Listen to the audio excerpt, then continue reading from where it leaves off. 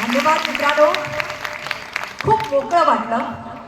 जरी काही चुका झाल्या, जरी या परीक्षेत मला 100% मार्क मिळाले नाही, तरी सुद्धा खूप मोकळं वाटलं, खूप छान वाटलं. कारण मी आपल्या माणसांसमोर गायले हो.